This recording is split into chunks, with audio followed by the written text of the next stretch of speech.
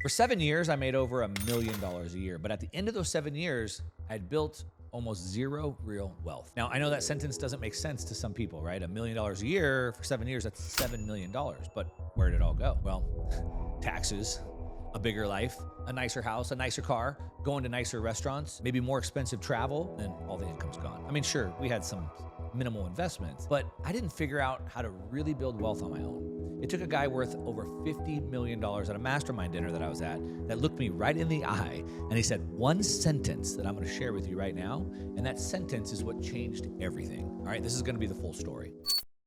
Now, before we get into the sentence that changed everything and the strategy and how we went to building real wealth, we got to break down some common misbeliefs. You see, because most people think that the key is more income. We've learned our whole life that the key is to, go to school, get good grades, get a good job, climb that corporate ladder, make more money, start a business, a side hustle, whatever, and make more money. But making money, making income, high income, it's not the answer. And a lot of times it's a trap. It's not wealth. You see, income is what you earn, but wealth has to be engineered. And what happens is as we make more income, like I told you about my own experience, I paid more in taxes, more of my income left. My lifestyle went up, of course, like I want to live, right? So I got the bigger house, I got the bigger car, all of those things. And sure, I'll put the 5 or 10% aside into some, stocks or whatever it is, but that's not real wealth. I'm getting more income, but I wasn't building wealth. The difference of income as wealth is that, of course, if I stop working, the income goes away. If I have wealth, wealth can compound forever. And before I get into the mechanics of it, just think about this quickly. The cost of living is going up approximately 8 to 10% a year, give or take. Cost of home prices going up and gasoline prices, everything going up about 8 to 10% a year. The average person's income, wages, goes up by about 3% a year. That means that you can't grow your income fast enough to keep up with the rate of cost of living going up. But I can get my assets to go up by 20%. So if I have wealth, real assets, they can compound maybe twice as much as the cost of living. That's the big difference. All right, so let me tell you a little bit about my own story so you can understand exactly how I discovered this on my own. And so, after 2008, if you've been watching me for any time, you already know the story, but I built up a lot of wealth, 2 different companies that I built and sold, some high value exits. I sold my high-tech medical equipment company to the largest medical company in the world, Henry Schein. Had big exits, put all my money into real estate. Southern California, 2008 came, and I got crushed. It's a sob story. But don't cry for me too long because I was able to start making money again. I was able to get my income back again because I still had my skills. I still had my relationships. And so I got back to making high income. But here's the problem. While I was making high income, I was afraid. I was scared. I had PTSD of what just happened to me in 2008. All my real estate, I had loans against it. I didn't have any income because I had sold my businesses. The market crashed. My loans got called due. I didn't have enough money. And I got into a bad situation. So my knee-jerk reaction was, don't use credit. Don't ever go into debt ever again. And so I'm making high income, so I'll just pay for everything. I don't need credit.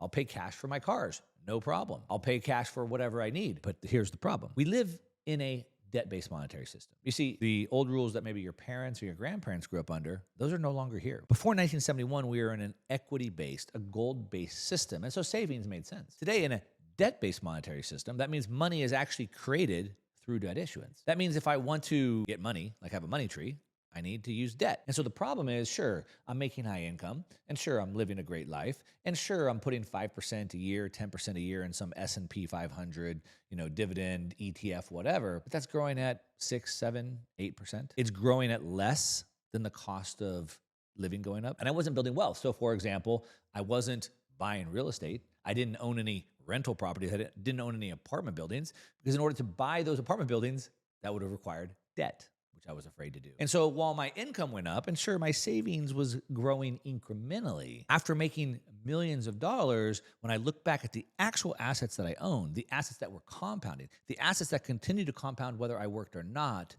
was minimal. Now, unfortunately for me, it took years for me to realize this. Like, I'm making a lot of money, but I can't get off this treadmill. Like, as a matter of fact, I'm actually digging myself deeper because now my lifestyle has gotten so big that if my income drops, then what?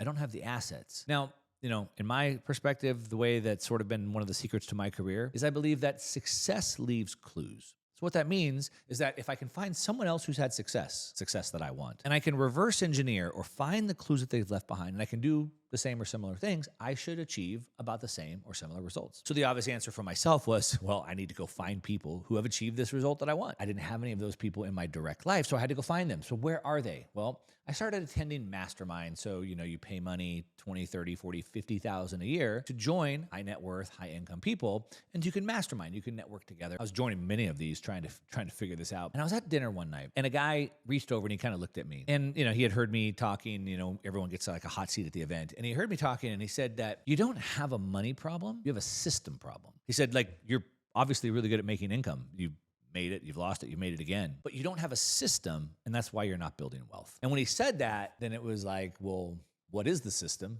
and how do I build it? And that sent me onto a whole nother trail. If you want to know more about creating a wealth operating system, just comment ready and we'll send you the link. So then we have to answer those two questions. So what is a wealth system? And then more importantly, how do I do it? You see, a wealth system is something where I have a system. It's systematized, something that can run on repeat, something that can run automatically, something where my wealth continues to compound over and over and over, like a flywheel, each cycle getting bigger and bigger and bigger. And we do that by using assets. And we use assets in a way that I can use those assets as collateral. And those collateral assets now create liquidity that allows me to get more assets. And it creates this compounding loop. And it catches every dollar of income the way through, because then I also use those assets, not just as collateral, but as a way that I can offset my income, or more specifically, my income taxes. I learned that the wealthy don't really pay taxes. It's why you hear Robert Kiyosaki talk about it. It's why Donald Trump had his tax returns leaked and he wasn't paying any income taxes. Sure, there's plenty of other taxes, but income taxes. And we can do that with assets. The government can literally pay us to invest, and we use those assets to build that wealth system. And so that's what that looks like. We had to understand what that system looks like and then how we can build that out for ourselves. So I know that sounds a little vague. Let me try and put this a little bit more specific for you. So the first thing you have to understand is that there's no best asset for you to buy. There's no like the best investment that you should get. We want to look at every single asset that we buy like a tool in a toolbox. Right? I need to know the very specific role or problem I'm trying to solve, and I need to get the very specific tool for that. And we want to look at our assets similar to that. So I do an exercise I call the balance sheet x-ray. And the balance sheet x-ray lets me look at all the assets on my balance sheet, and then I put them into categories so I can understand how I can use them, like tools in a toolbox. So for example, I would understand, what type of asset is this? Is it a productive asset? Meaning, does it produce some sort of income for me? Is it a collateral asset? Is it an asset that I can use collateral for more liquidity? Is it a lifestyle asset? That's an asset that would be on my balance sheet, like maybe a boat or an RV, but it's neither productive nor is it a collateral asset. And then we have what I would call deadweight assets. Now, this doesn't mean they're worthless. It just means that I can't really do anything with them. This might be land in Bali. This might be a venture capital investment. So it could be worth a lot of money, but I can't really use it in that purpose. The next thing I want to know with those assets is, are they high value and high control, low value, high control, and it's a matrix. I want assets that are both high value and high control that I can use. And so you have to understand that once I understand my assets in this way, like tools, then I can use them specifically. Let me give you a more specific analogy that maybe helps you. If you came into my mechanic shop and I have all the tools, and you wanted to fix your car, and you said, "Hey, Mark, give me the best tool to use," but I would say, "What are you trying to do?" You're like, "Well,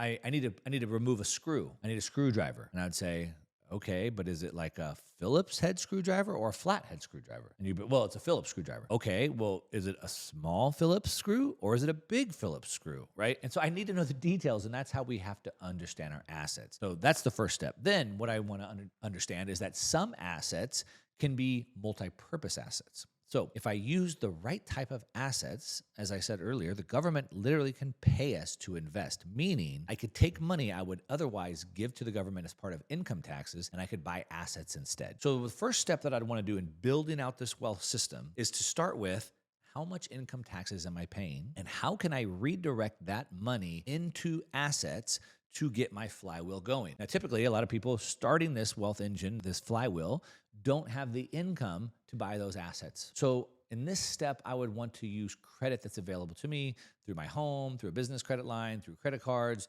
collateral assets, whatever I have, to get assets that give me tax depreciation that allow me to get this flywheel going. That'd be the first step. But the way that you build your flywheel is going to be very specific to you, depending on what your outcome is that you're trying to achieve, the starting point that you're starting at, and the time frame in in which you're trying to achieve that. And that's just one example of how you can start building out your own specific system. But it starts with the same thing that started with me, which is asking the question, what is the system I need to build? And more specifically, how do I do it? Now, for me, I had to go find the right people to ask that question to. So the question then becomes, well, who do I ask that question to? Because the real shift for me wasn't earning more money. It was getting around the right people who could show me how to build this capital allocation machine, a system that automatically converted my active income into liquidity, into appreciating assets, and using tax efficiency for long-term cash flow. And if you want to learn more about that without having to go to a mastermind dinner like I did, then you might want to go watch this video right here. I'm going to walk you through the exact wealth operating system I built after 2008,